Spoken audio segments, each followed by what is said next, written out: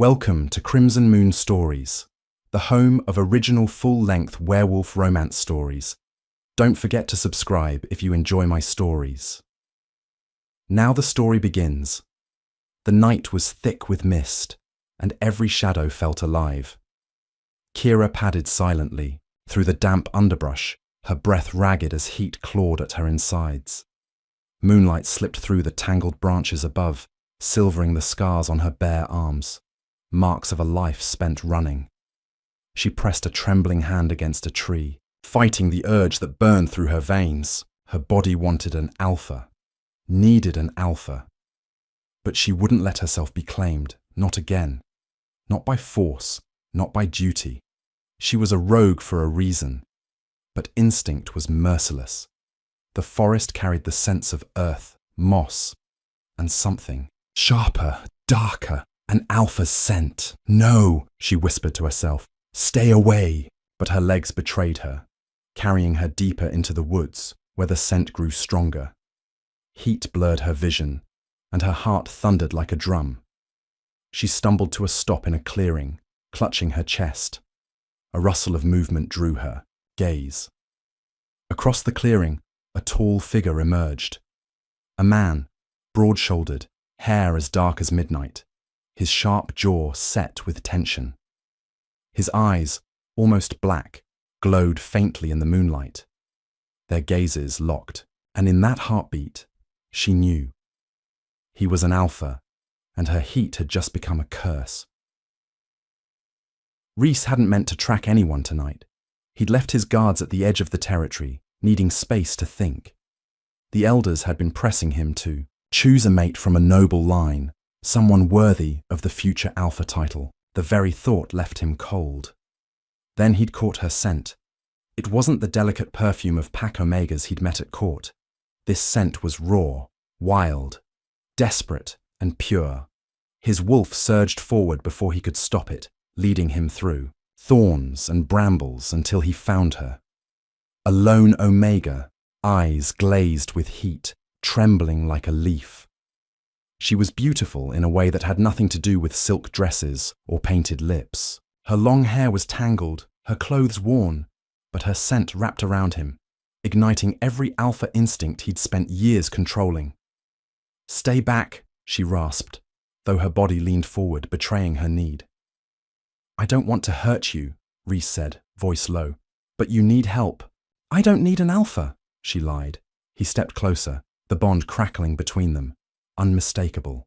His wolf roared to claim her, but Rhys clenched his fists, fighting it. What's your name? Kira, she whispered, almost too soft to hear. Kira, he repeated, tasting it on his tongue. I'm Rhys. She flinched, as if speaking names made this too real. But the heat was merciless. A whimper escaped her lips, her body trembling. Let me help, Rhys murmured. Stepping closer, her answer was a strangled sob, and before she could say no again, instinct overpowered fear. Their lips crashed together, heat surging like wildfire. Kira's mind blurred, every thought consumed by the alpha scent and the burning ache deep in her belly. Rhys's hands gripped, her waist calloused and strong, yet careful, almost reverent. Tell me to stop, he rasped against her neck. But she couldn't. Every cell in her body screamed for him. Their clothes fell away under trembling hands. The night air bit at Kira's skin, but Rhys's heat enveloped her. For a moment, she saw the conflict in his eyes, alpha instinct battling a gentleness that startled her. Then the bond sparked, and everything else vanished. He entered her in. One fierce thrust, and a cry tore from her throat, half pain, half release. Rhys's growl rumbled against her ear, his breath hot. Their rhythm built, primal and desperate, until the world narrowed to the pounding of their hearts. Kira, he whispered, voice hoarse, as if he couldn't quite believe she was real, and, when they climaxed, it felt like the moon itself burned above them, ancient, eternal, binding them in ways neither fully understood. After, Rhys's hand hovered over her belly, almost as if in prayer. Kira turned away, guilt and fear clawing through the fading haze of heat. I have to go, she murmured. You don't, he said softly. But Kira shook her head, her heartbeat loud in her ears. She gathered her clothes, each movement frantic. By the time Rhys reached for her, she had already vanished into the trees, leaving only her scent and a stunned Alpha alone. In the moonlit clearing, Rhys stood alone, the dawn painting the clearing gold and rose. The ground still smelled of her, wildflowers and desperation. For the first time in years, he'd let his wolf lead, and now she was gone. He dressed slowly, replaying every detail of her face, dark eyes full of sorrow, lips bitten raw from trying to hold back her need.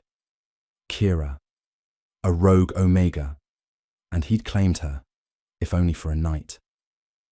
Back at the pack's border, his beta, Corin, waited. You're late, Corin remarked, eyebrow raised.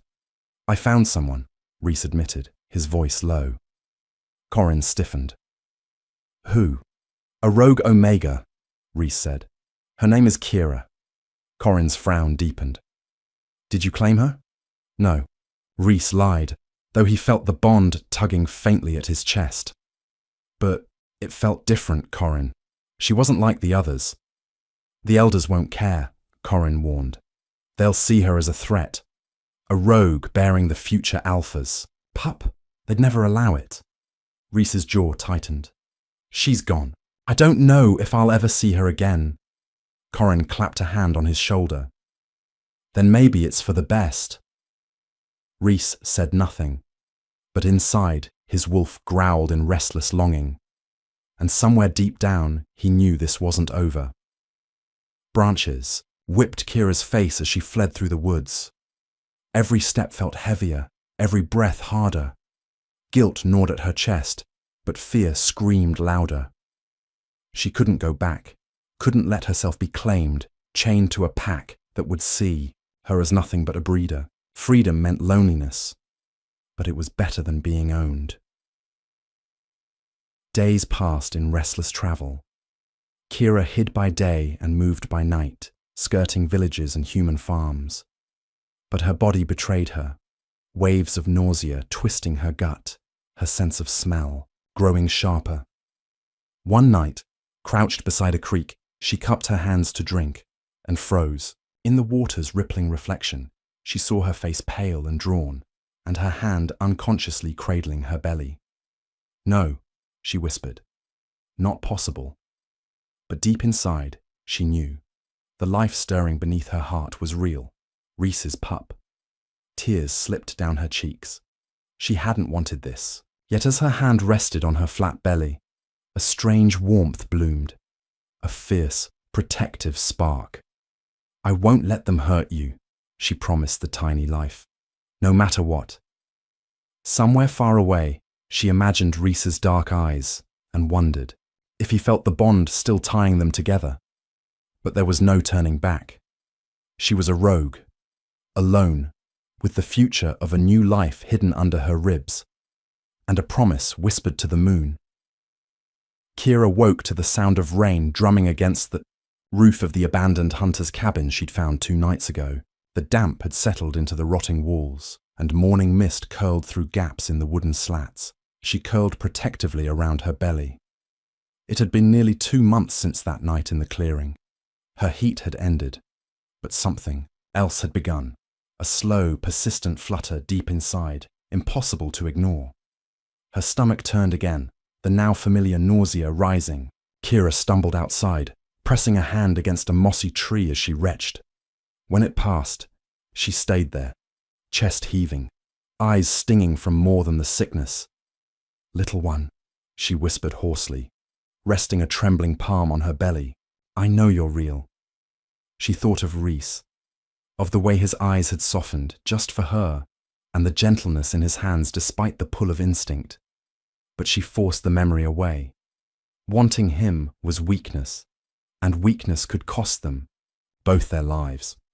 She rinsed her mouth in the rainwater, brushed tangled hair from her face, and made a decision. She couldn't stay hidden in the wild forever. She needed food, shelter, and a plan. With a final glance toward the forest, she started walking, not toward the nearest town, but toward the outer edges where rogues and drifters sometimes gathered, hoping to trade or steal enough to survive. She didn't know yet how she'd keep them both alive. But for the first time since she'd run, she wasn't only running from something, she was running for someone. Back in the heart of the Blackthorn pack, Rhys's return was met with the stiff formality of duty. The grand stone hall smelled of oil lamps and old power, banners hanging heavy from wooden beams. Elders watched from raised chairs, their lined faces unreadable. "Prince Rhys," Elder Marius began, voice like cracked granite, "we trust your patrol was productive." Rhys inclined his head, jaw tight. "It was. No rogues crossed our borders. And yet," Marius pressed, "rumors reached us of a lone omega near the East Woods. Did you see her?" Rhys's gaze sharpened. Corin, at his side, shifted uncomfortably. "I saw nothing that threatened the pack," Rhys replied, words clipped. The elder's eyes narrowed, the silence stretching. Finally, another council member spoke, softer, but no less dangerous.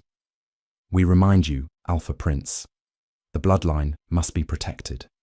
Should a rogue carry your heir, it would risk everything." "I am aware," Rhys said coldly. Afterward, Corin caught up to him in the corridor, voice low. "They suspect something." "Let them," Rhys snapped, then ran a hand through his hair, frustration crackling beneath his skin. "She's gone, Corin, and if she is carrying my child, then what?" Rhys looked toward the darkened window, the forest beyond. "Then, I'll find her and I won't let them touch her, or the pup." Corin hesitated. "And if she doesn't want to be found?" Rhys's voice dropped to a whisper only the stones could hear. "Then I'll protect them from afar, even if it means stepping aside."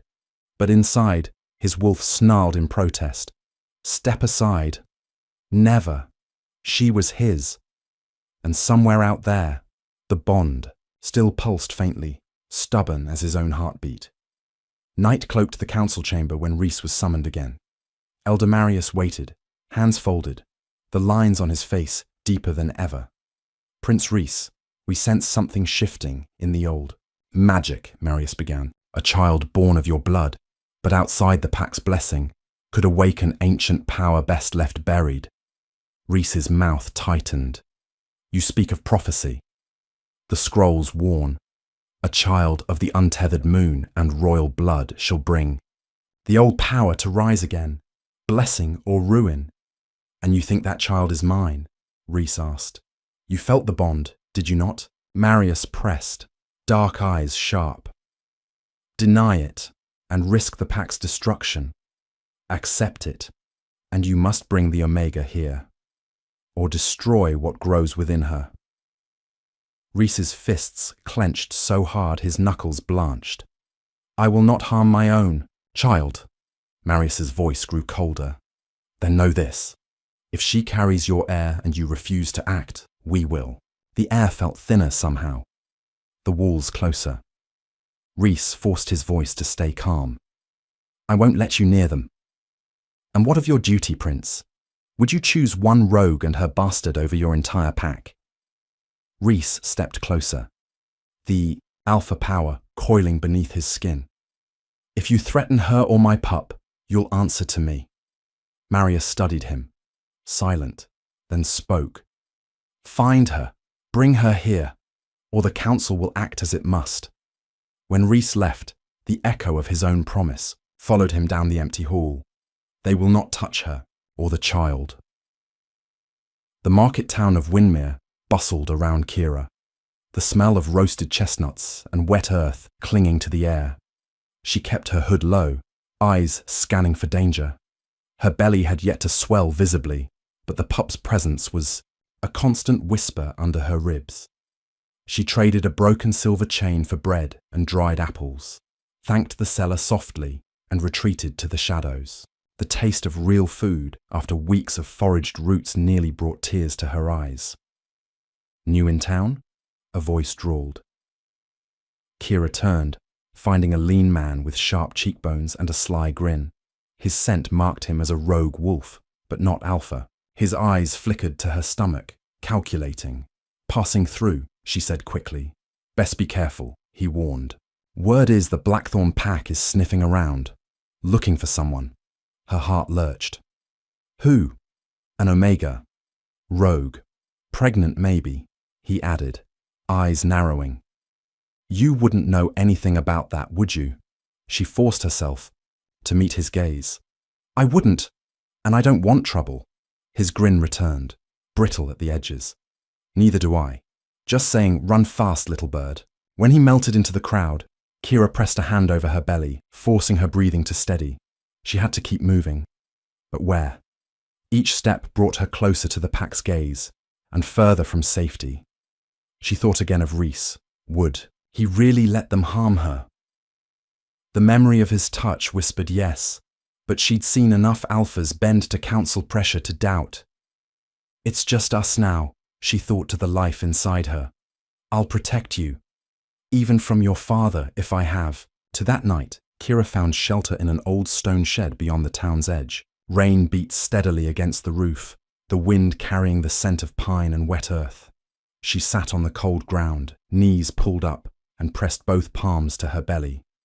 Closing her eyes, she reached inward, not with thought, but with instinct, and felt it. A faint flutter, a spark of life answering hers. Tears slid silently down her cheeks, mixing with the rain dripping from her hood. I'm here, she whispered. I'm here, little one. For a moment, the fear eased. Not gone, but softer. She wasn't truly alone anymore. Far to the north, beyond trees and rivers, Rhys woke from restless sleep, a strange warmth blooming in his chest. For the first time in weeks, the bond flared, brief but certain. Kira, he murmured to the empty darkness. Corin, half asleep by the hearth, stirred. What is it? I felt her, Rhys said, voice low, wonder and dread tangled together. She's alive, and so is the pup. Corin's eyes sharpened. Then what will you do? Rhys stared into the fire, jaw set. I'll find them, before the elders do.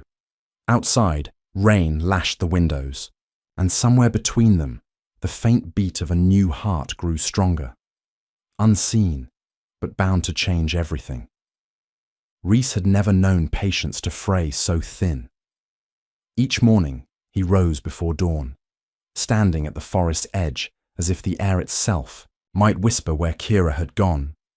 The bond was faint, a silvery thread stretched too far, but it was there, and some days, if he stilled his mind enough, he could feel the flicker of her heartbeat, and a second, softer beat echoing behind it. Corin watched him with quiet worry. You're wearing yourself out, Rhys. She's close, Rhys insisted, voice rough. I can feel it. Corin folded his arms, exhaling slowly. The elders are growing restless. They sense your loyalty is divided. My loyalty isn't divided, Rhys snapped. It belongs to them and to her, both. Rhys, Corin said, voice softer now. They won't see it that way. If you bring her back, the elders might force your hand, claim the pup, or worse. Rhys turned to the trees, jaw tight. Then I won't bring her to them. I'll bring her to me. And if she won't come, Corin asked. Rhys's expression darkened. Then I'll keep searching, until she understands she doesn't have to run anymore. Corin fell silent, sensing the stubbornness that had carried Rhys through every fight and every council meeting. Rhys mounted his horse, scanning the horizon, and without another word, nudged the animal forward, heading south, where the bond tugged faintly, like a promise refusing to die.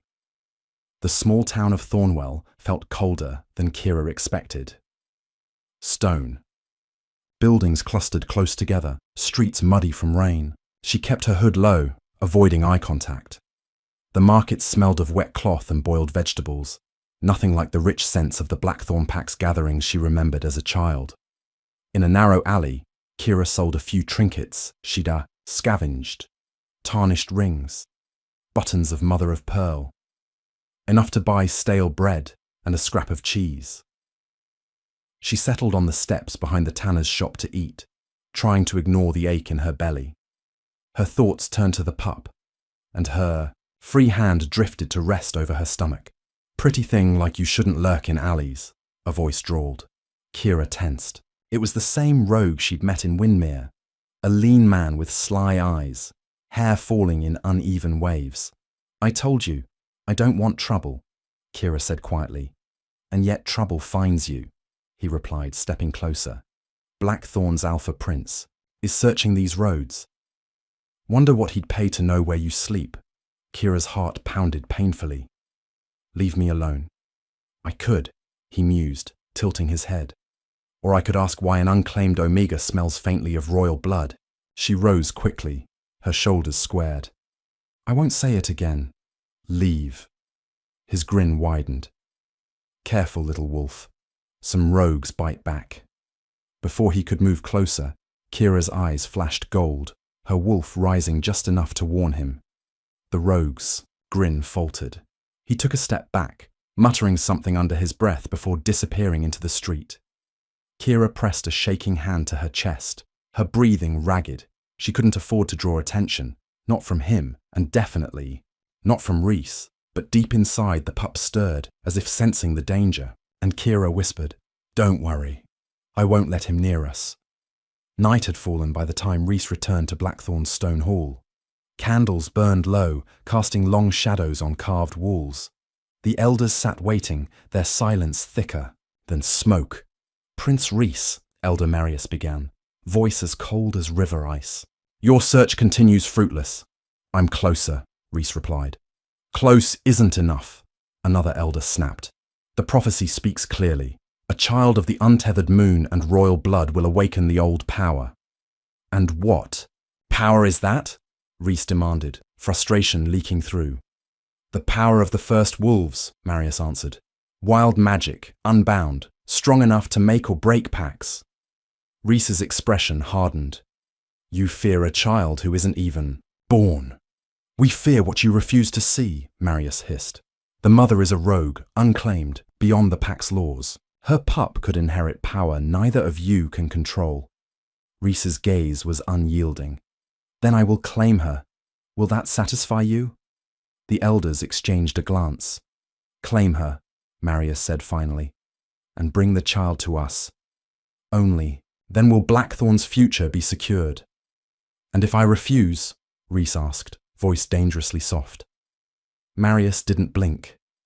"Then you force us to act." Rhys's wolf roared in silent defiance, but he bowed stiffly and left the hall. Outside, Corin waited. "They'll force your hand," Corin warned. "They'll try," Rhys muttered. "But I'll find her first, and when I do, I'll decide what happens next, not them." Dawn painted Thornwell in pale gold when Rhys rode into town, cloak drawn tight to hide the royal crest on his shoulder. His gaze swept the market, past weather-worn stalls and haggard faces. The bond thrummed faintly now, stronger than it had been in weeks. His heart stumbled when he saw her. Across the square, Kira stood with her back to him, hood drawn, her hand resting unconsciously on her belly. The sight hit him like a blow, both familiar and heartbreakingly new. "Kira," he called softly. She stiffened but didn't turn. "Kira, please," Rhys said, moving closer. Slowly she turned to face him, her eyes wide, lips parting in shock. "Rhys," she whispered. For a moment, neither spoke. The air between them hummed with memory and something deeper. "You shouldn't be here," she said at last, her voice low. "And you shouldn't be alone," he replied gently, gaze dropping to her stomach. "The pup. It's mine, isn't it?" Kira swallowed hard, tears threatening. "Yes." Rhys's shoulders eased, relief flooding his expression. "Then come with me, Kira. Let me protect you. Protect both of you." She shook her head, stepping back. "No. The elders, if they find me, they'll take the pup." "I won't let them," Rhys vowed. "You can't stop them," Kira whispered. "You don't know what they're capable of. And you don't know what I'm capable of when it comes to you, Rhys said, voice fierce. For a heartbeat, hope flickered in her eyes. Then she turned away. I can't, Rhys. I'm sorry. Before he could answer, she disappeared. Into the crowd, her scent trailing behind like a promise half kept. Rhys stood frozen, heart hammering. I won't stop, Kira, he murmured to the empty square. I'll find you again, and next time, you won't run. Kira fled through the rain-slick alleys, heart pounding painfully against her ribs. The memory of Rhys's face, equal parts, relief and heartbreak, stayed with her like a ghost. She ducked into the shadows of an empty stable, the scent of hay and damp earth masking her own. The pup stirred restlessly, sensing her fear.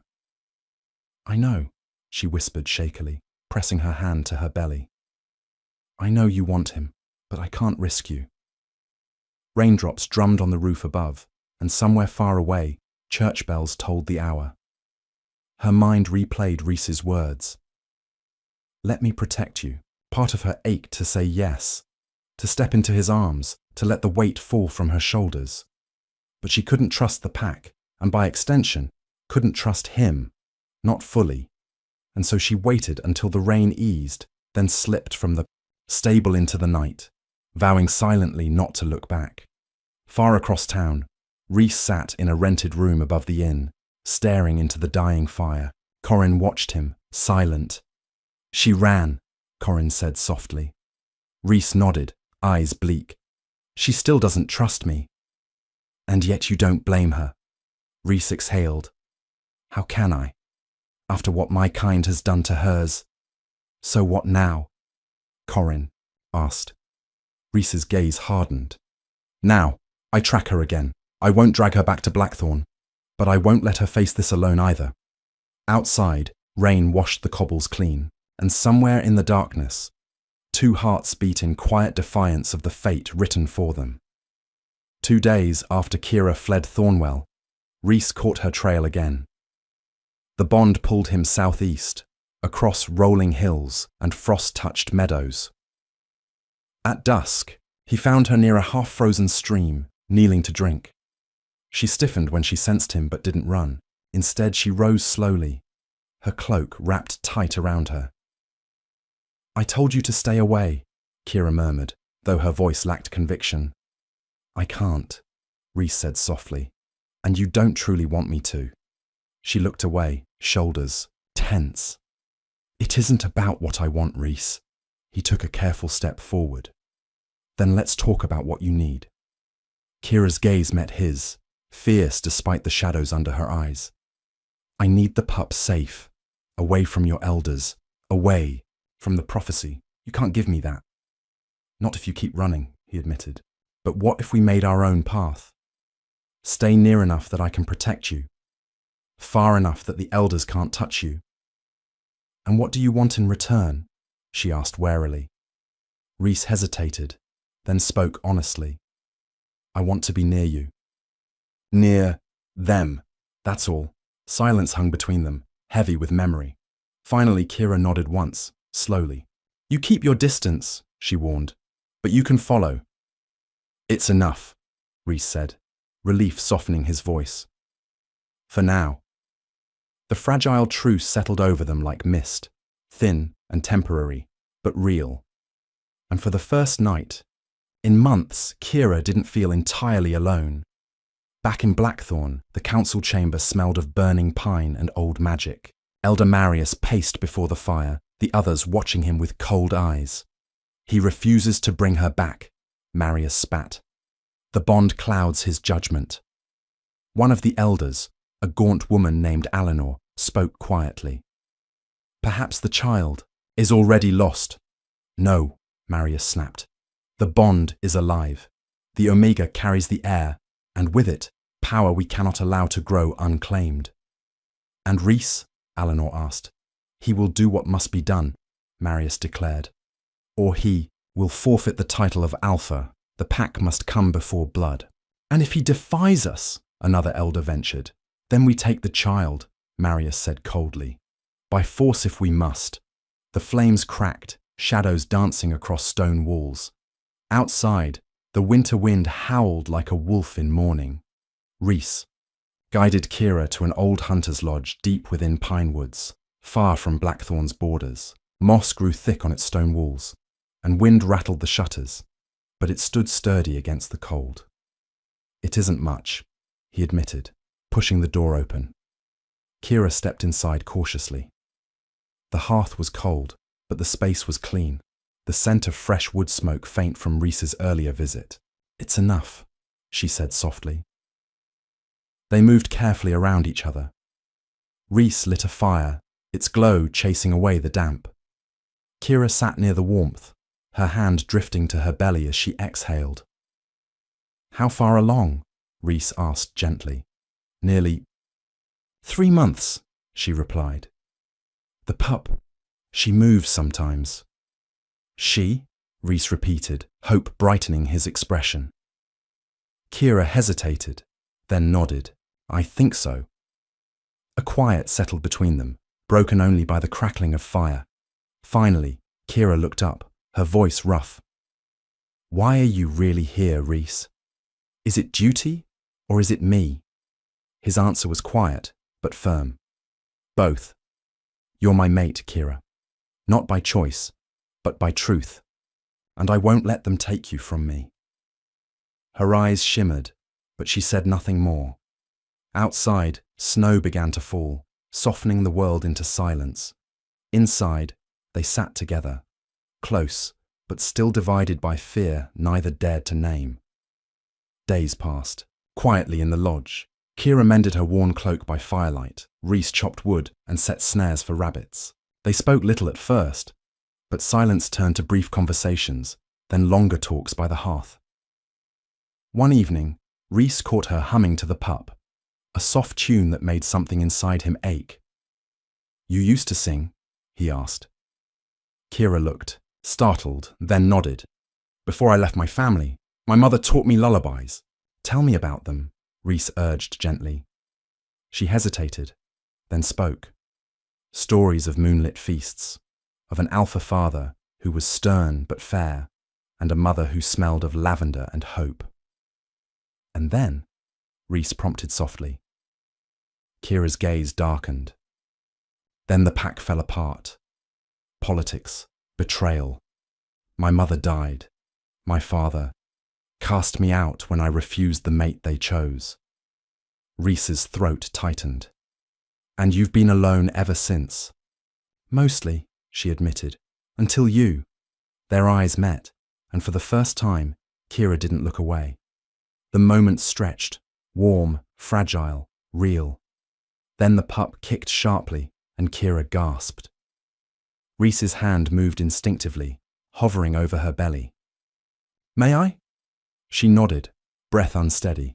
His palm pressed gently against the curve of her abdomen, and there, he felt it, a flutter, strong and undeniable.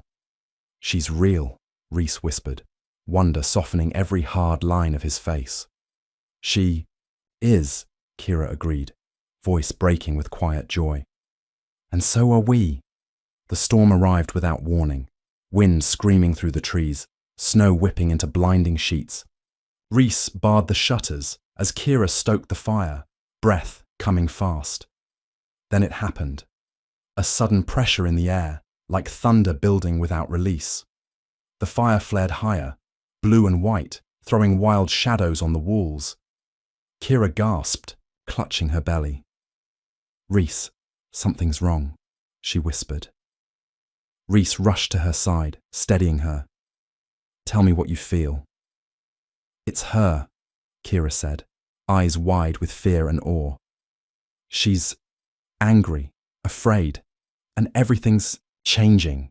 Rhys felt it too, the weight of ancient power stirring around them, the old magic the elders had feared so deeply. The fire calmed as suddenly as it had risen, and Kira slumped against him, trembling. Rhys held her close, heart pounding. "She's powerful," Kira murmured, breathless. "More than I imagined. And beautiful," Rhys whispered, pressing a kiss to her damp hair. "Just like her mother." Kira didn't answer.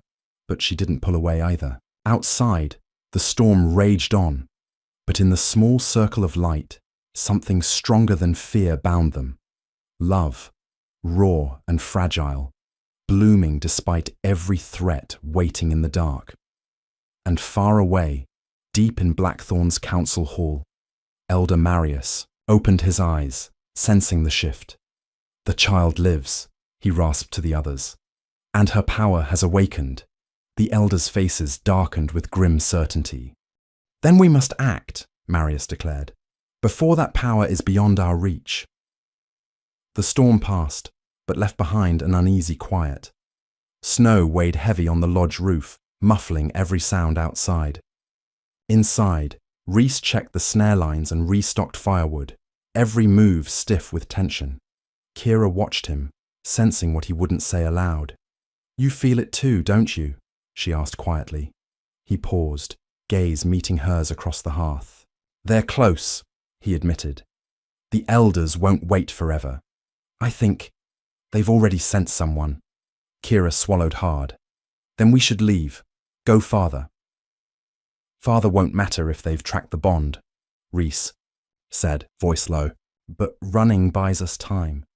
Enough, maybe, to plan." "And then?" she whispered. "Then we stop running," Rhys said. "We fight." She looked down at her belly. "And if they catch us first?" "They won't," he vowed.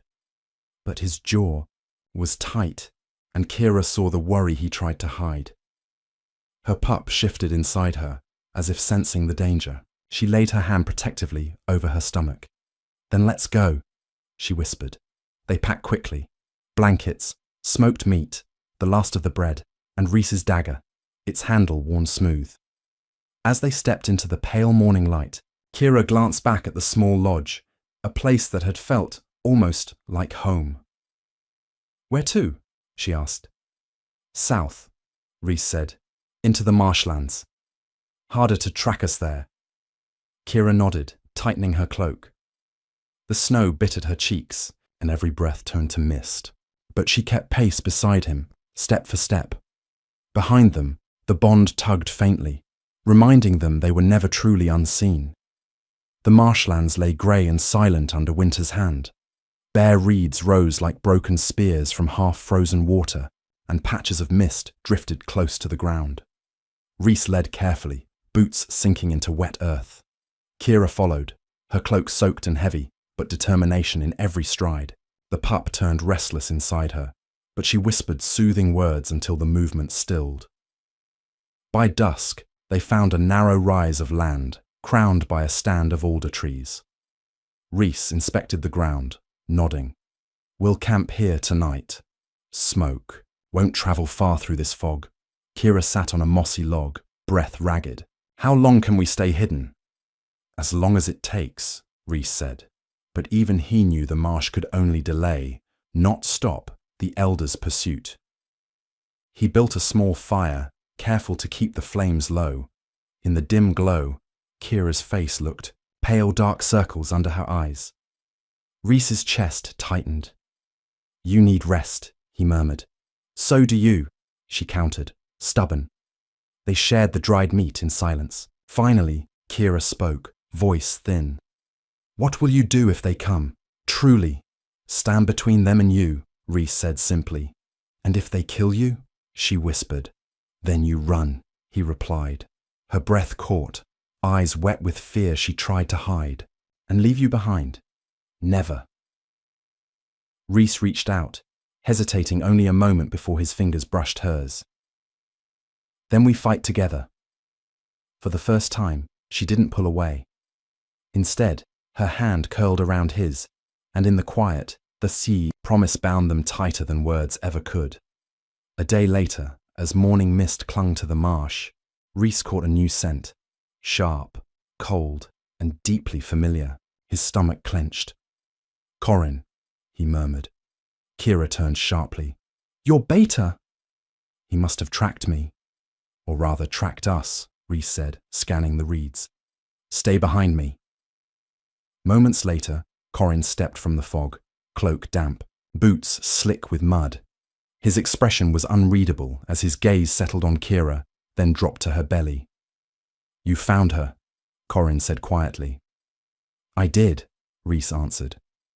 "Why are you here?" "The elders sent me," Corin said, voice careful. "They know the child's power is awakening." "And you came to drag her back?" Rhys demanded, stepping closer. Corin shook his head. "I came to warn you, Rhys. Marius isn't waiting anymore. They've sent hunters. Real hunters." Kira's breath caught, hand tightening over her stomach. "How many?" "A handful now," Corin answered. "More will follow if you keep running." Rhys's jaw clenched. "What else?" "They mean to take the child," Corin admitted. "Alive if possible. If not, over my dead body," Rhys growled. Corin met his gaze, something like regret in his eyes. "I know. That's why I came alone first. To give you time." Kira swallowed, voice trembling. "Why help us? Your loyalty is to them." "My loyalty," Corin said softly, "is to Rhys. And if protecting him means helping you, so be it."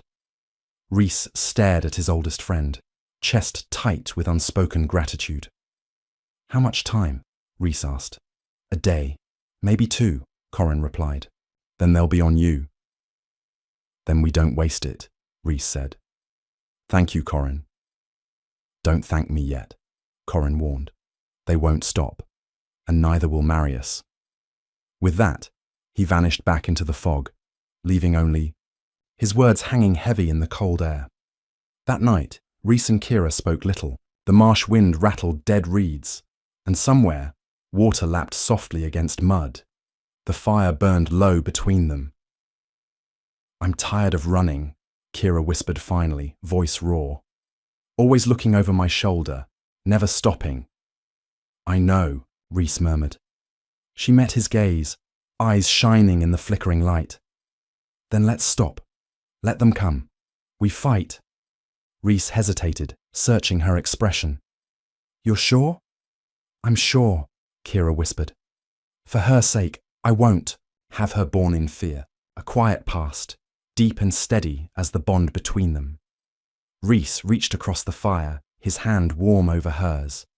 "Then we fight," he said, "together." She didn't pull away this time.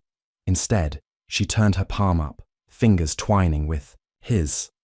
"I don't want her to remember fear," Kira said softly. "I want her to remember love, even if it's only for a moment." "And she will," Rhys vowed. "As long as I breathe, she will." Outside, the mist thickened, swallowing the stars. But inside, by the dying fire, 2 hearts beat in stubborn defiance, ready for what came next. Before dawn, Kira woke to find Rhys staring into the fire, his jaw set, shoulders hunched as if carrying the weight of every promise he'd ever made. She rose quietly, crossing to his side. "You should sleep." "I can't," he admitted. "Every time I close my eyes, I see them coming, taking you, taking her." She sat beside him, their knees brushing. "Tell me the truth, Rhys. What happens if they do come?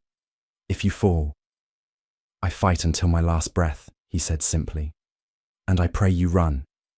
"And if I can't," she whispered. "Then we stand together," he murmured, voice rough with feeling. "Even if it costs us everything." Silence settled, heavy but strangely comforting. Finally, Kira reached for his hand, guiding it to her belly. The pup shifted beneath his palm, and his breath caught. "She knows you," Kira whispered. "Even if I'm still learning to trust you." "I know," Rhys said, voice breaking slightly. "But I won't leave you again, no matter what." Their eyes met in the quiet, the firelight soft on their faces. And in that moment, without words, something shifted between them. Fear giving way to acceptance, duty giving way to something deeper. Kira leaned closer, resting her forehead against his. "Then let them come," she whispered. "We won't be afraid anymore." Outside, the wind sighed through the reeds, carrying away the last of their hesitation. And as dawn broke pale over the marsh, they faced the coming storm, not as alpha and rogue, but as mates, bound by choice as much as fate. Dawn had barely broken when Rhys smelled them, faint traces of iron, sweat, and wolf musk carried by the marsh breeze. His heart dropped. "They're here," he whispered. Kira froze mid-step, eyes darkening. "How many?" "2, maybe 3 for now," he guessed, scanning the shifting fog. "They'll scout first. The rest won't be far behind." The marsh seemed to close in around them, mist coiling through dead reeds, hiding friend and foe alike. Rhys turned to Kira, voice low but steady. "You run south into thicker water. I'll draw them west." "No!" she protested instantly, voice fierce. "We said we wouldn't split up. And we won't," he reassured, pressing her hand. "But if they see both of us, they'll know you're close. Let me pull them off for a moment." Kira hesitated, fear warring with trust. But finally, she nodded. "Then you come back," she said, voice shaking. "Promise me, Rhys." "I promise," he murmured, squeezing her hand once before stepping into the mist. As Rhys moved, the bond between them pulsed, tense and alive, a golden thread stretched but unbroken. Behind him, Kira turned and slipped south, each footstep silent despite the sucking mud. From the fog, Rhys heard movement, reeds rustling, boots squelching. He let out a low growl, deep and resonant, meant to draw them to him. A shape emerged, broad-shouldered, dark cloak blending with the mist. Steel flashed at the hunter's belt. "Prince Rhys," the hunter called, voice hoarse with cold. "Step aside." "I won't," Rhys answered, voice calm but deadly. "Then by the Elder's decree," the hunter said, unsheathing his blade, "we'll take the child by force." "Try," Rhys snarled, his wolf rising, and in that moment, the marsh exploded into violence. The first hunter lunged, blade aimed low. Rhys twisted aside, fist crashing into the man's jaw. The hunter staggered, but didn't fall, snarling as his wolf surged forward. From the mist, a second hunter appeared, slashing at Rhys's flank. Pain seared his ribs, but he ignored it, spinning to deliver a crushing elbow that sent the second man sprawling. Blood mingled with the cold fog, and Rhys's breath came ragged. His wolf strained at the leash, demanding to shift, but he held back. Shifting now would leave him vulnerable for a heartbeat too long. "You fight your own pack," the first hunter spat, wiping blood from his mouth. "I fight anyone who threatens my mate and pup," Rhys growled. A flicker of doubt crossed the hunter's face, but it vanished as quickly as it came. They circled, Rhys, blades catching pale morning light. Suddenly, from the mist, a low, furious snarl echoed, a sound not Rhys's own. Kira burst from the reeds, eyes blazing gold, her wolf just under her skin. "Stay away from him," she shouted. For a heartbeat, everyone froze, surprised by the raw power in her voice. Then Rhys moved, closing the distance to the nearest hunter. A single, savage punch dropped him to the mud. The second turned toward Kira, but she raised her hand, and the air itself seemed to tighten. The hunter's eyes widened. "What?" The marsh wind roared around them, swirling with ancient power. For a breathless moment, the hunter staggered, fighting invisible force. Then he crumpled too, his knees, weapon slipping from numb fingers. Kira gasped, the power draining from her as quickly as it had come. Rhys caught her before she fell, holding her steady. "You came back," he whispered, relief sharp as pain. "So did you," she murmured faintly, her hand trembling against his chest. Behind them, the fog swallowed the fallen hunters, leaving only silence and the ragged sound of their breathing. They stumbled back to the small rise of land, breath misting in the cold. Rhys lowered Kira gently onto a dry patch of moss. "Let me see," he urged, hand brushing her cheek. "I'm fine," she insisted, but her skin was pale, lips bloodless. "You use too much power," Rhys said softly. "You've never done that before, have you?" Kira shook her head weakly. It felt like the marsh answered me, like she felt threatened. She, Rhys echoed. Kira laid a hand protectively over her belly. Our daughter. I think it was her. Or both of us. Together. Rhys swallowed, awe and fear warring in his chest. The elders were right. She's waking power older than anything we know. And that terrifies them, Kira finished. He nodded. But it gives us hope too. How? She asked, voice raw. Because if she can do that now while unborn. Rhys hesitated, then continued. When the time comes, they may not be able to take her at all. Kira's eyes shimmered. You still think we can win? I do, he said, squeezing her hand gently. Because we're not fighting alone anymore. She managed a small, tired smile. Then let them come. Rhys kissed her forehead, gentle and reverent. Rest now, I'll watch. And as Kira drifted into exhausted sleep, the bond between them pulsed. Not just as mates, but as a family, raw and unbreakable. As dusk approached, Rhys sensed movement beyond the reeds. He rose silently, hand on his dagger, but the scent stopped. Him! Corin! Rhys called softly. The beta emerged, cloak streaked with mud, breath clouding in the cold. His eyes flickered to Kira, still resting, then back to Rhys. I heard the fight, Corin said. They won't stop. More are coming. How many? Rhys asked. At least 6, Corin said grimly. And this time, they're bringing a seer. Rhys's blood chilled. A seer can track the pup's power directly. I know, Corin replied. They'll find you, no matter how deep you hide. And the council? Rhys pressed. Impatient, Corin said. Marius has all but declared the child a threat that must be eliminated. Rhys's jaw tightened. Then there's no more running. Corin nodded. You'll have to choose, Rhys.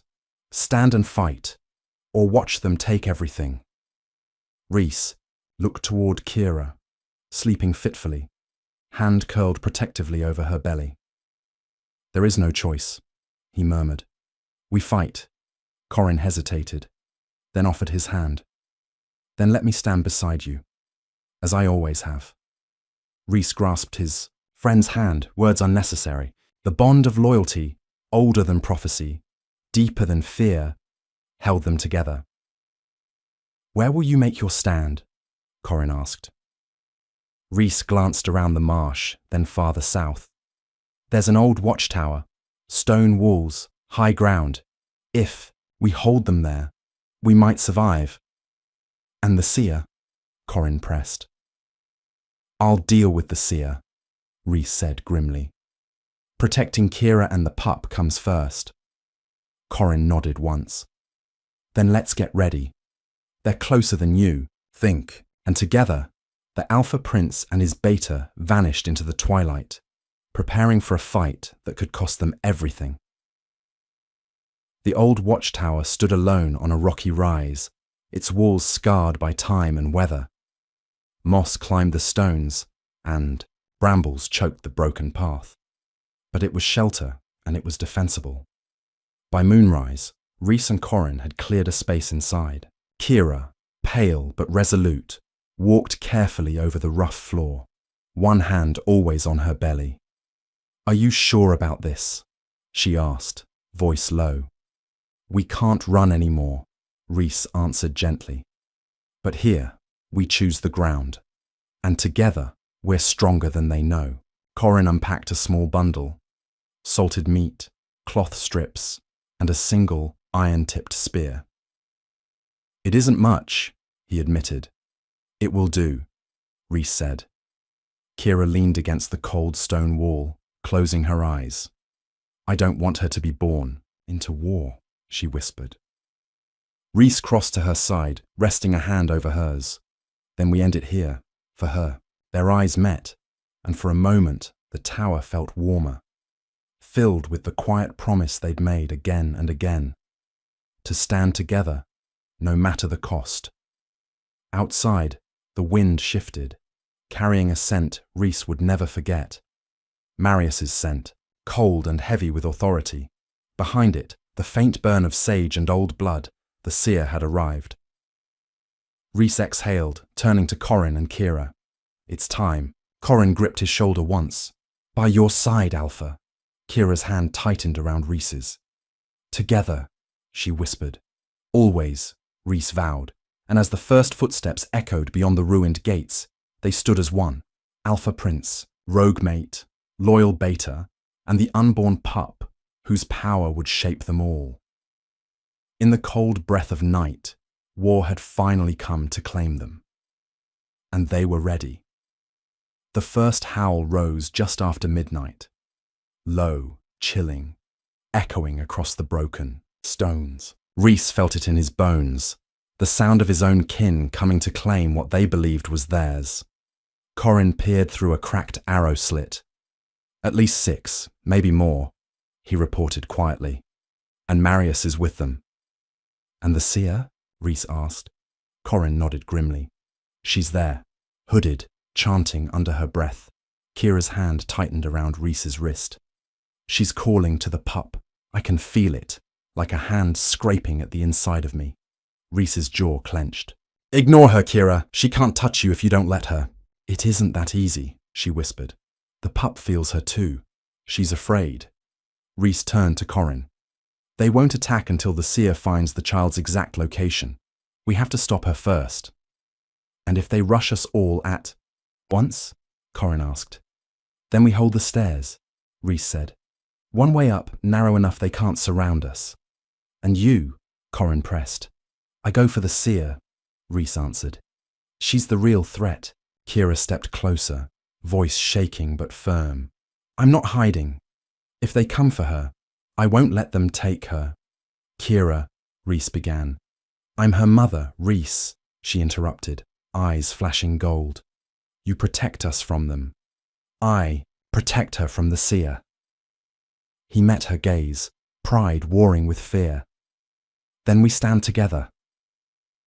Outside, the snow began to fall again, soft at first, then in heavy, swirling flakes that blurred the moonlight, and through the storm, they heard Marius's voice, calm and cold.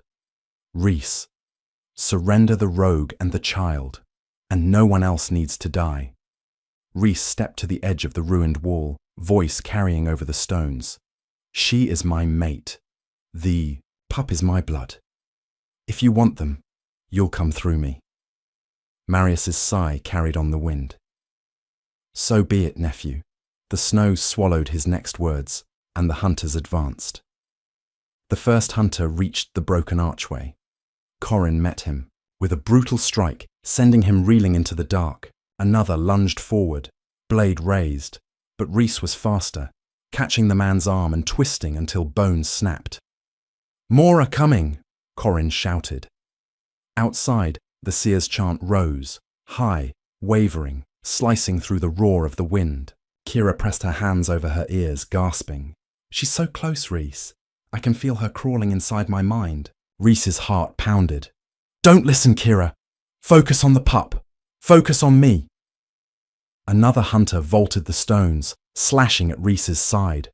Pain seared, hot and sudden, but Rhys drove his dagger into the man's chest, the scent of blood, thick, in the cold air. Kira, stay back, Corin yelled, parrying a blow.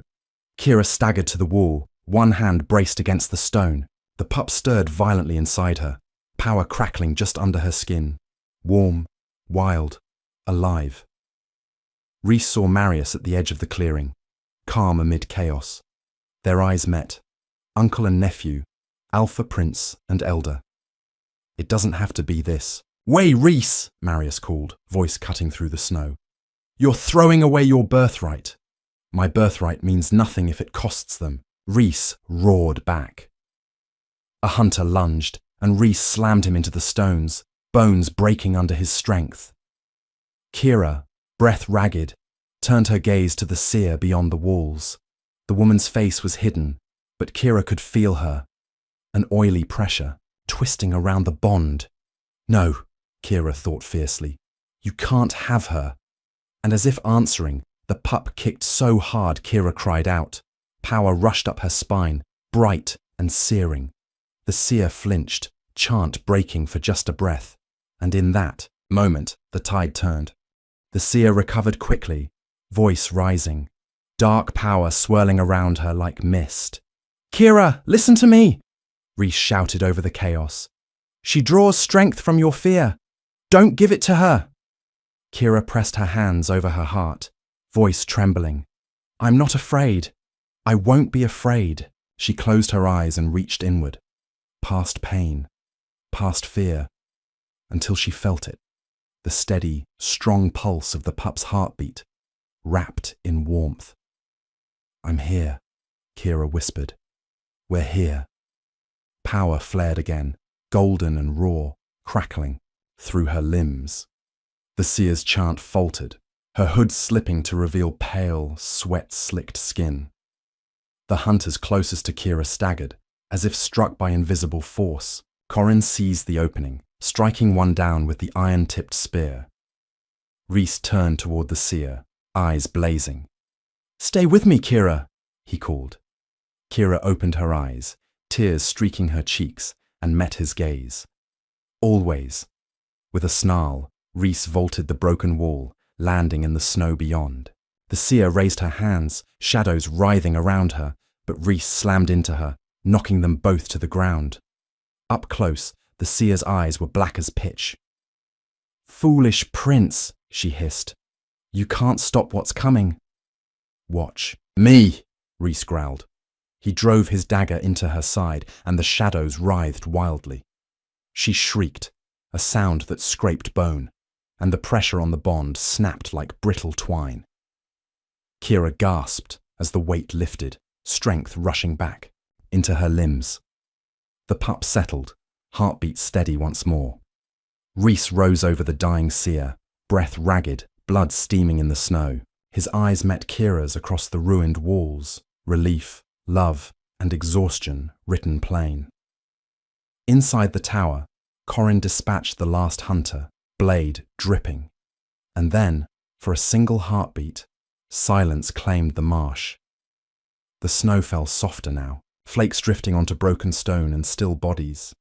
Rhys climbed back over the wall, blood drying on his cloak. His first gaze found Kira, sitting against the wall, arms wrapped protectively around her belly. "Kira," he called softly, fear cracking his voice.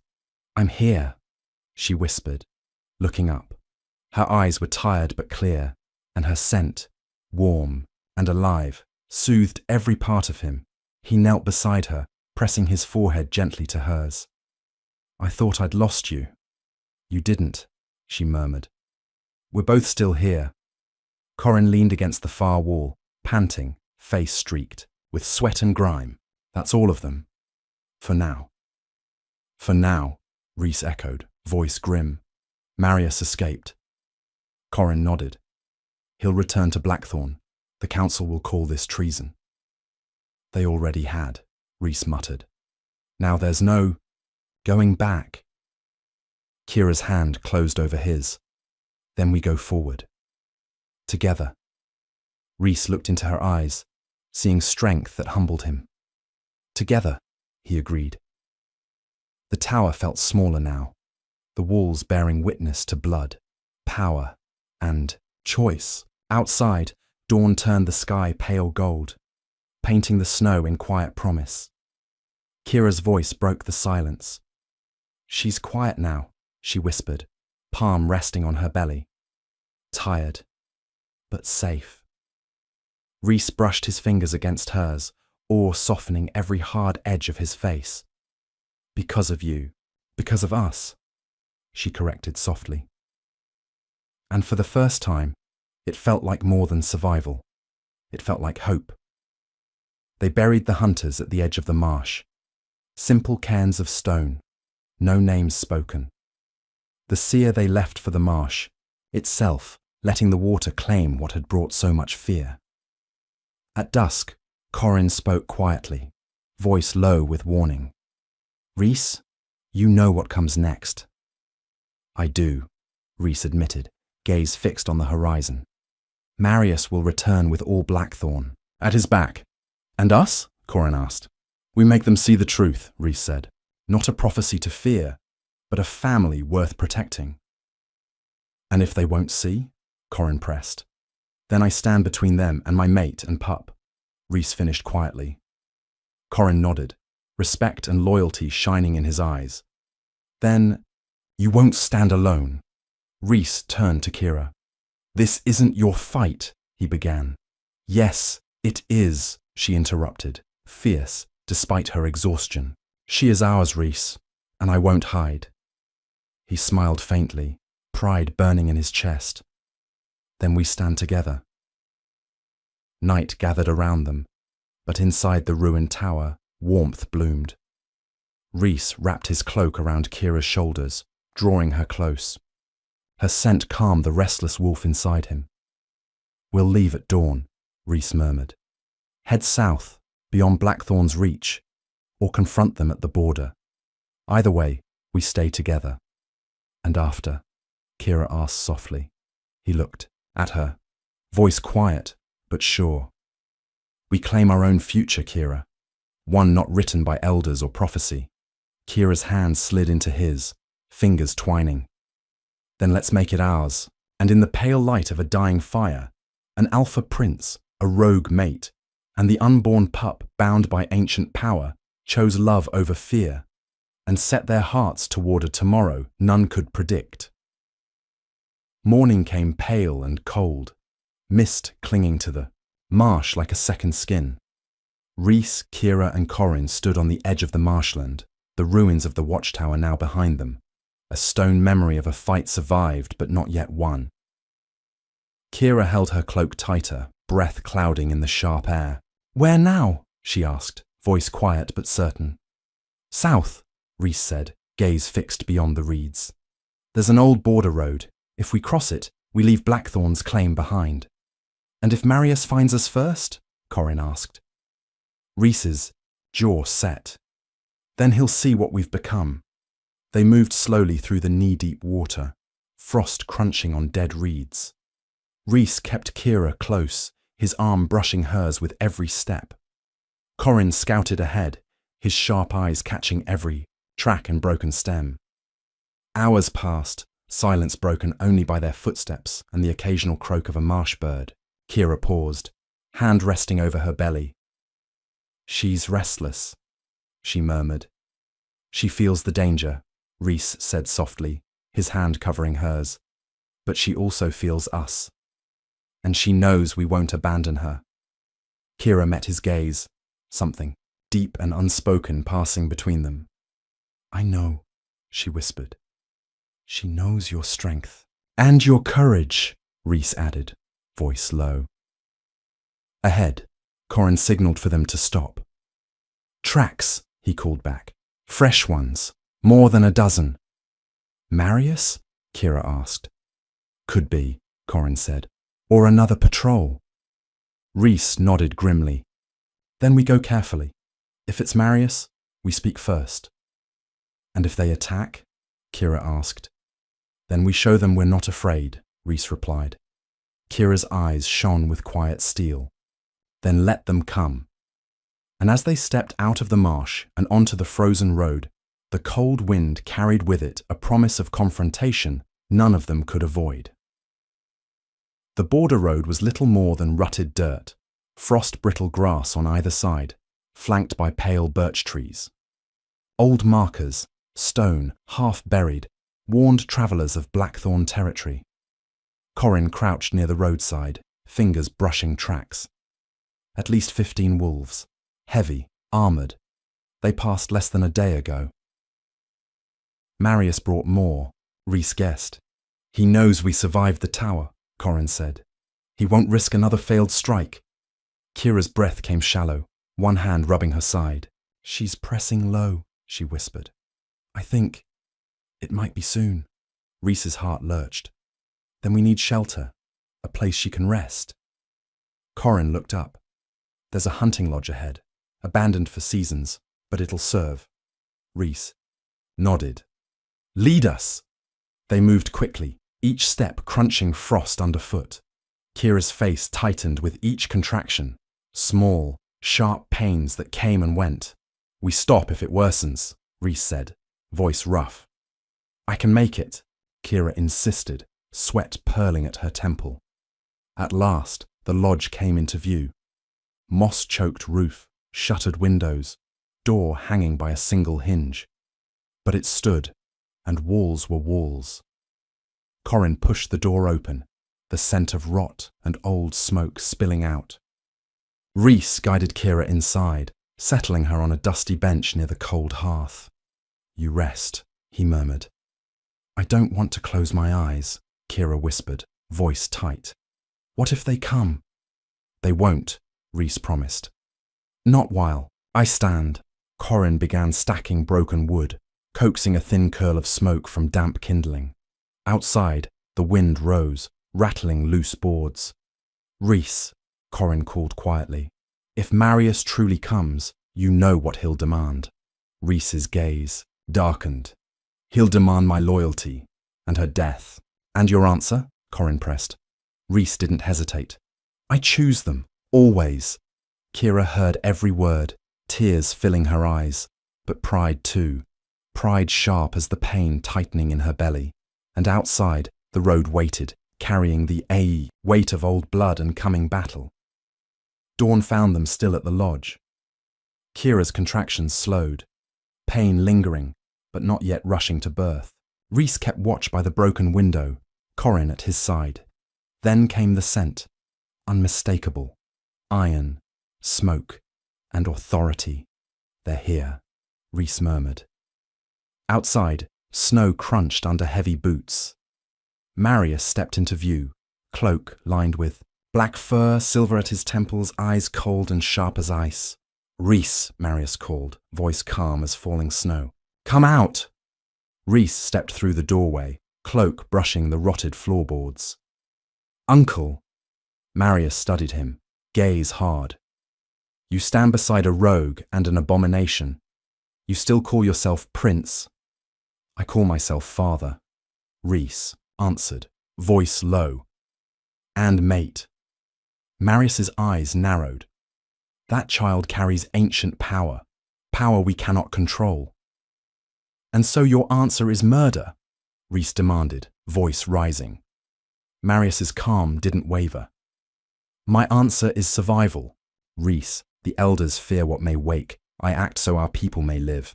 Fear is no excuse for blood," Rhys growled. Marius's hand curled at his side. "Then you force my hand. Yield her and the child.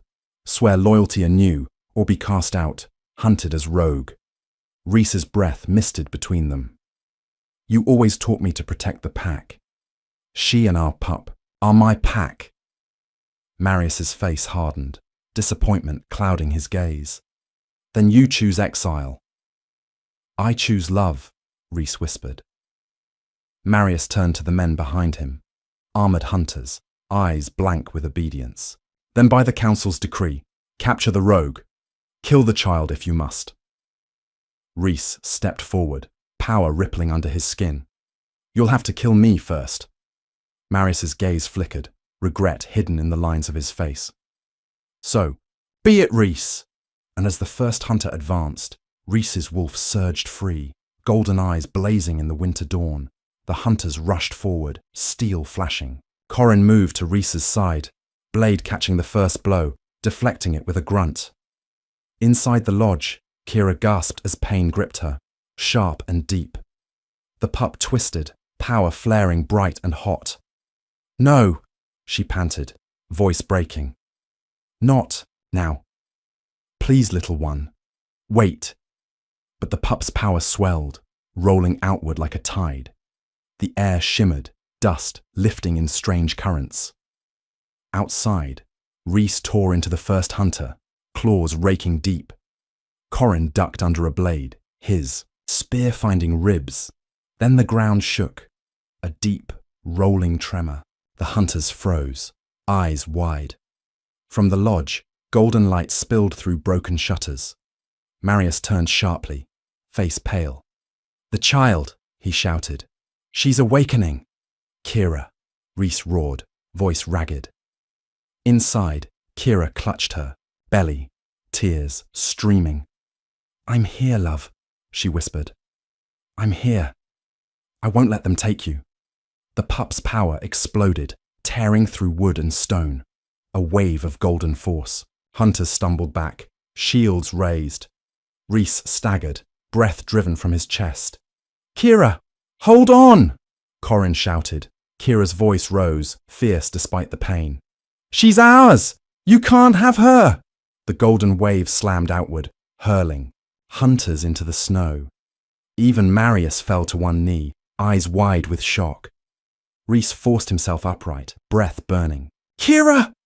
I'm still here," she gasped, power ebbing slowly, the room settling around her. "But she's coming, Rhys. I can feel it." He rushed to her side, kneeling, eyes shining. "Then let her come. I'm with you." Outside, the hunters regrouped, fear now clear in their scent. And for the first time, Marius hesitated. Snow fell in heavy flakes, softening the blood on the ground. The golden glow faded from the lodge, but the memory of it hung thick in the cold air. Marius stood slowly, cloak torn, gaze dark. "You've chosen destruction, Rhys," he rasped. "I've chosen my family," Rhys answered, voice steady. "You defy the council, your birthright, for a rogue and an unborn child." Marius spat. Rhys's jaw tightened. "Not unborn. My daughter. And she chose us too." Marius's eyes narrowed. "Then face the cost of your choice." He raised his hand, signaling the hunters. But some stepped back, eyes darting to the lodge, fear now outweighing loyalty. Corin moved closer, to Rhys. "They fear what they saw," he murmured. "Good," Rhys said. "Let them see strength, not weakness." Inside, Kira's breathing quickened, hand gripping Rhys's arm. "It's time," she whispered, pain and resolve in every breath. "She's ready." "I'm here," Rhys murmured, voice raw. "We're here." Marius watched, something cracking in his gaze, a flicker of what might have been regret. "Stand down," he ordered the hunters. "But Alpha," one began. "I said stand down," Marius roared. Silence fell, heavy and stunned. Snow settled, on steel and stone alike. "You would spare them now?" Rhys demanded. Marius's shoulders slumped, years showing in the lines of his face. "What good is power, Rhys, if it destroys what we were meant to protect?" Rhys's breath caught. "Then let them live. Let her live." Marius's gaze softened, barely. "The council won't forgive this. Exile awaits you beyond these woods." "Then exile," Rhys said, voice unyielding. "As long as they're safe." Marius hesitated, then turned to the hunters. "Withdraw," he commanded. "Let them go." Slowly, weapons lowered. The hunters backed away, eyes wary of Kira and the child, yet unseen. Rhys turned to Kira, sweat streaking her brow, pain tightening her face. "You're safe," he whispered. "He won't take you." "And you?" she gasped. "I go with you," Rhys vowed, his forehead resting against hers. "Always." And as Marius and the hunters disappeared into falling snow, Kira cried out, and the first cry of their daughter rose into the cold dawn, fierce and alive. Snow swirled thick as Kira's scream echoed through the broken lodge. Outside, the forest watched, silent and ancient. Rhys knelt beside her, hand clasping hers, sweat shining on his brow. "Breathe, love," he urged, voice breaking with raw fear. "You're almost there." "I know," Kira gasped, pain flashing in her eyes. "She's coming, Rhys. Now." Corin stood near the door, back turned for modesty, but close enough to help if needed. His usual calm was shaken, hands tightened. Around the hilt of his blade, ready for threats unseen, another contraction ripped through Kira, sharp enough to steal breath. "I can't," she began, voice cracking. "Yes, you can," Rhys murmured fiercely, thumb brushing her cheek. "You already have, Kira. You survived hunters, a seer, and prophecy itself. You can do this." Her eyes met his, wild and wet. "Don't leave me." "I'm here," he vowed, the bond between them pulsing warm and unbreakable. "I will never leave you." With a final cry, power flared around Kira. Soft, golden light spilling across rotted floorboards. Snowflakes seemed to pause in the air, as though the forest itself held its breath. Then the air filled with a newborn's wail, loud, strong, defiant.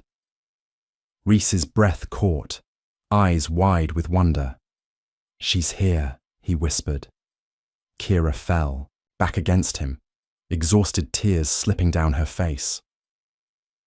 "Our daughter," she breathed, voice breaking into a shaky laugh. "She's really here." Rhys lifted the tiny wriggling bundle, skin flushed and warm. The pup's scent flooded. Theirs, unmistakable. He laid her gently against Kira's chest, heart pounding. Kira wept softly, one trembling hand cradling the child. "Hello, little one," she whispered. "You're safe." Corin turned, gaze softening. "She's beautiful," he murmured, voice thick with emotion. Rhys brushed a kiss across Kira's damp forehead, then the baby's downy hair. "You both are," he whispered. Outside, the snow kept falling. Gentle now, as though blessing what had begun in exile. The storm eased. By morning, inside, warmth grew. A small fire Corin coaxed to life, a new life asleep against her mother's heart. "She hasn't stopped crying," Kira murmured, gently rocking the babe. "She has a lot to say," Rhys teased, though his eyes betrayed how raw his heart felt. "She's her mother's daughter. And stubborn like her father," Kira shot back, a small smile touching her lips despite exhaustion. Corin crouched nearby, cleaning a dagger. "Have you chosen her name?" Kira glanced at Rhys, then down at the tiny face nestled against her. "I wanted a name that means hope," she whispered. Rhys's throat tightened. "Hope?" "She was born despite everything," Kira explained, voice low. "They tried to stop her, but she came anyway. She is hope, Rhys." Rhys swallowed, emotion rising sharp in his chest. "Then say it, love."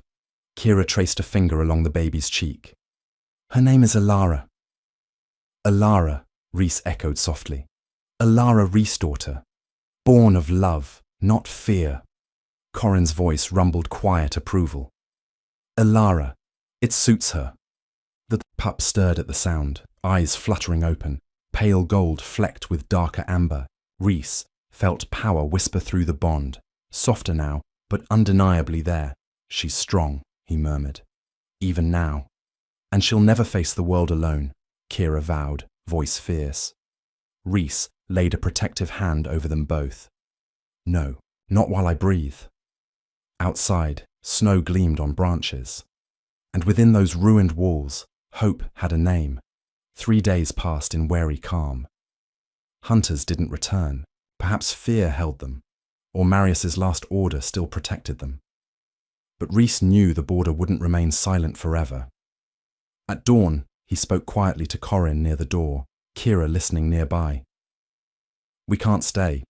The council will send others." "And if you go deeper into exile?" Corin asked. "I protect them," Rhys said. "Far from Blackthorn, beyond the council's reach." "And what of you?" Corin pressed. "The prince who walks away?" Rhys met his gaze. "Better to be a father in exile than an alpha who buries his child." Corin nodded, respect in his steady eyes. "Then I go with you." "You owe me nothing," Rhys protested. "I owe her everything," Corin said, eyes flicking to Alara. "The pup whose power saved us all." Kira rose, babe in arms, voice quiet but resolute. "Then, we go together. We leave Blackthorn, not in fear, but in defiance." Rhys's eyes burned as he looked at her. "Together," he agreed. They packed what little they had, old cloaks, salted meat, Rhys's blade. Corin scouted ahead, and by dusk they stepped beyond the old border road. Snow melted underfoot as they walked south toward lands unknown and Though each step was heavy with what they left behind, they carried something no exile could erase: love and the fierce promise to protect what they had created. Beyond the border, the forest changed. Pines gave way to wide clearings, frost less heavy on the ground. They walked by moonlight, Ilara swaddled against Kira's chest. Corin scouted always, a few paces ahead, silent as breath. Rhys kept his gaze moving, every sound, every scent tested. One night, camped near a stream, Kira asked softly, "What if she is meant for more, Rhys? What if her power isn't just to save us?" Rhys watched the flames dance in her eyes. "Then we teach her to choose," he answered. "So power serves love, not fear." "And what of us?" Kira whispered. "Will we always run?" "No," Rhys said firmly. "We find a place where Blackthorn's reach ends, a place we can call home. And if they come," Kira pressed. "Then they'll find not a frightened rogue," Rhys said, voice low, "but an alpha, a mother and a child born of both, and we'll stand together."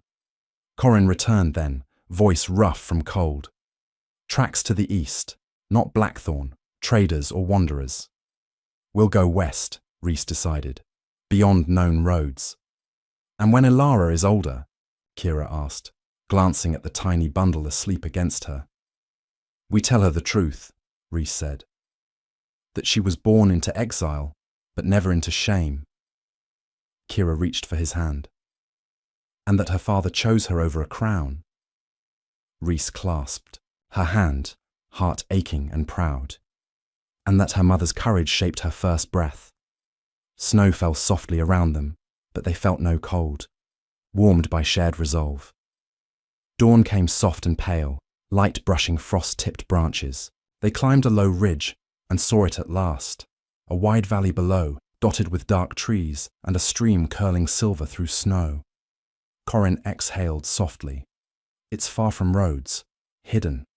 Kira's voice was quiet and beautiful. Rhys stood beside her, Ilara in his arms. "Then let this be the place," he said. "Our beginning, not our end." Kira leaned against him, exhaustion shadowing her eyes, but hope brightening them too. "No walls," she murmured. "No chains. Just us." "And her," Rhys added, smiling down at Ilara, whose small hand curled around his thumb.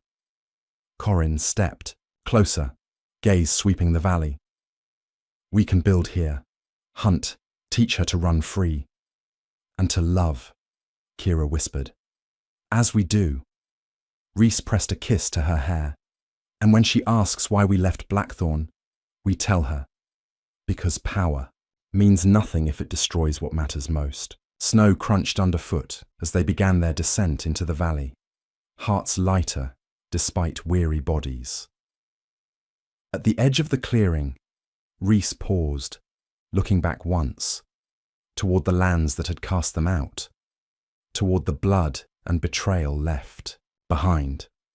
Then he turned, facing Kira and Ilara. "Forward," he whispered. "Together," Kira answered. And under a sky paling into gentle morning, the rogues Luna, the exiled prince, their loyal friend, and the child born of prophecy took their first true steps toward a future built not on fear, but on love.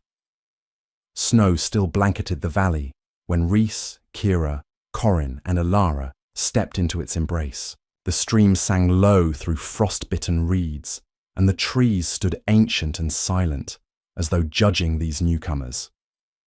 "This is it," Rhys murmured, breath misting in the cold air. Kira leaned against him, Ilara snug in her cloak. "It feels right," she whispered. Corin set down the pack he carried. "First things shelter," he said, voice brisk. "A lean-to until we can fell enough timber for a cabin."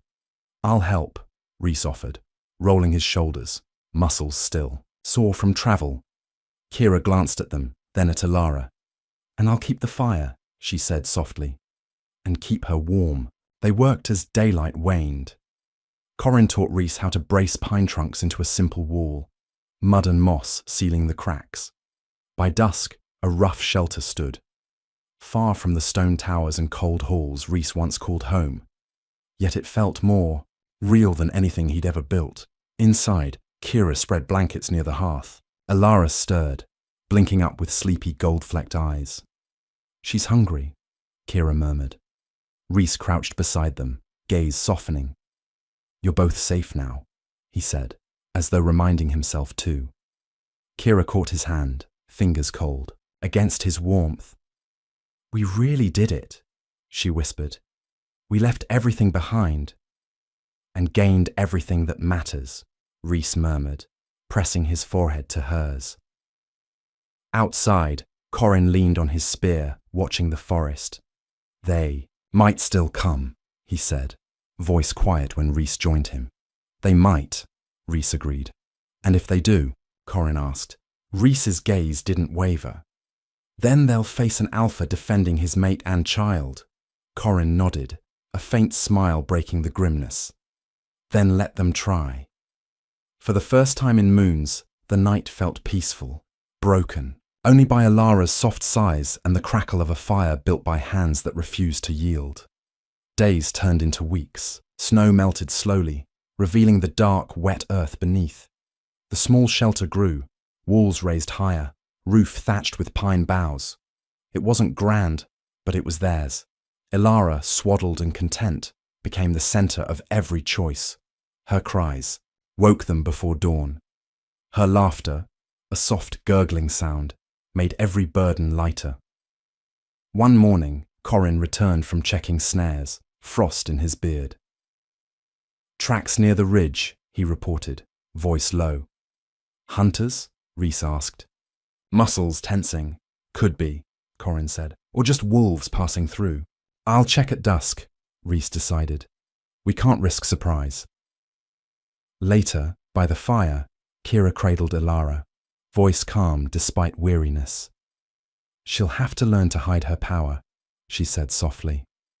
"I know," Rhys murmured, gaze on. "The dancing flames. And to fight," Kira added, firmer now. "Even as a pup, she'll be hunted for what she is." Rhys met her eyes, fierce protectiveness shining through. "Then we teach her. When she's old enough, I'll teach her to fight, to protect herself. And I'll teach her to forgive," Kira said, softer now. "So power doesn't turn her heart hard."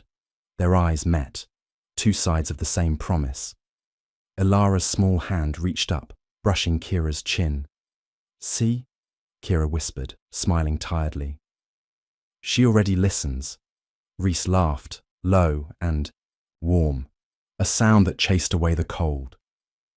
"She'll have your heart, Kira, and your strength," she teased. "And Corin's stubbornness," Rhys added. Corin, sitting nearby, snorted softly. "Better stubborn than soft," he said, though his gaze softened at the baby. They watched the fire burn low, a family bound not by walls or crowns, but by choice, and a love fierce enough to defy fate.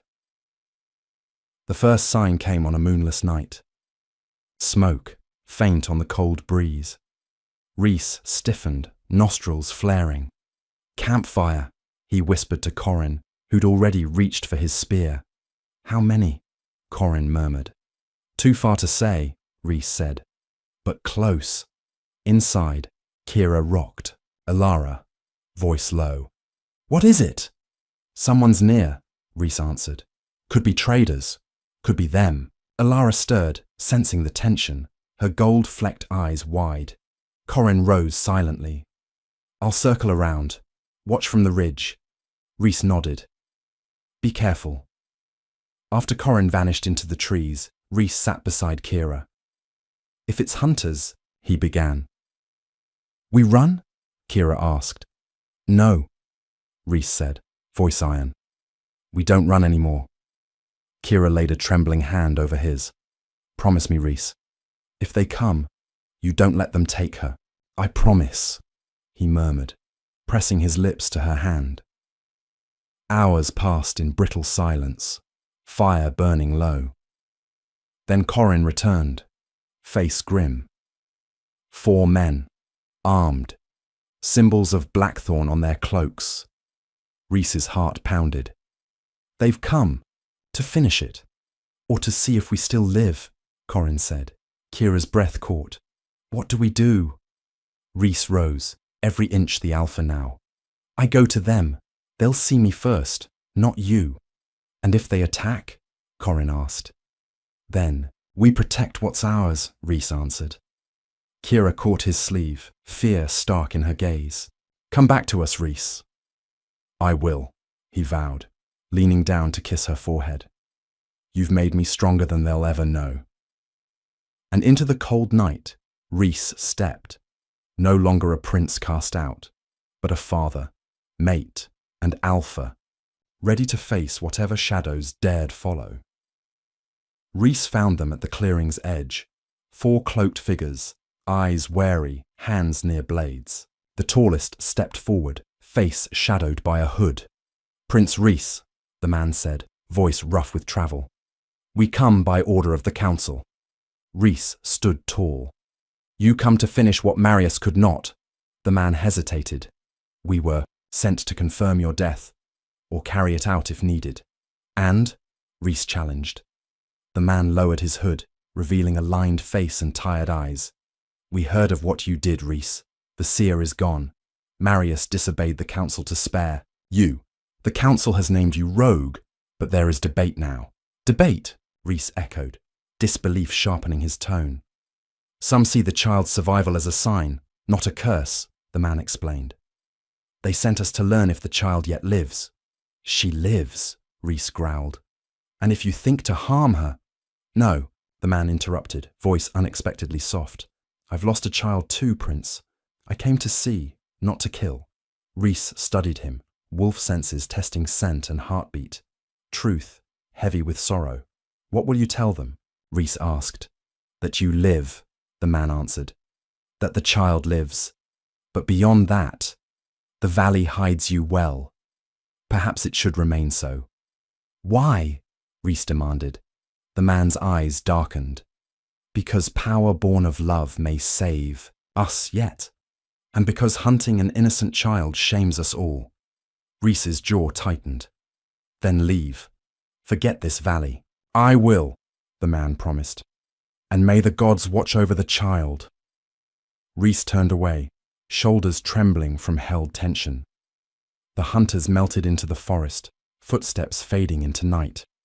When Rhys returned to the cabin, Kira ran to him, relief breaking across her face. They're gone, she gasped. They're gone, he confirmed, voice shaking with relief. And us? Corin asked quietly. We stay, Rhys said. They won't return. And Blackthorn? Kira whispered.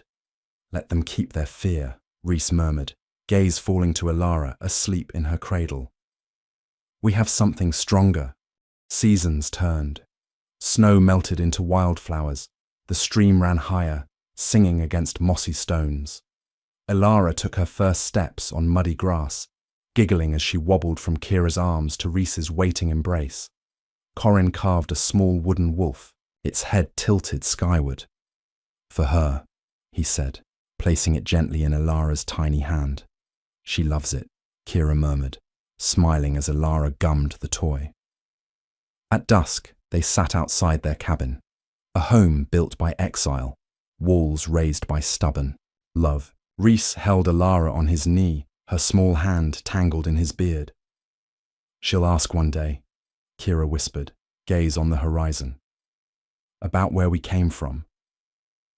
And we'll tell her, Rhys said, voice steady, that her mother was a rogue, her father an exiled prince, and that together they chose love over fear.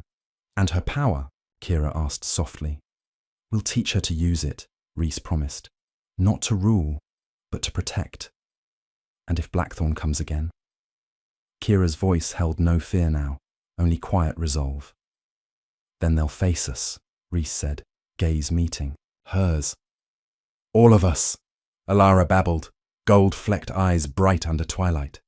Corin, leaning on his spear, smiled faintly. She's the future, Rhys, not the council. I know, Rhys murmured, pride swelling like dawn light. She is hope, and proof we survived. Kira's hand closed over his, warm and sure.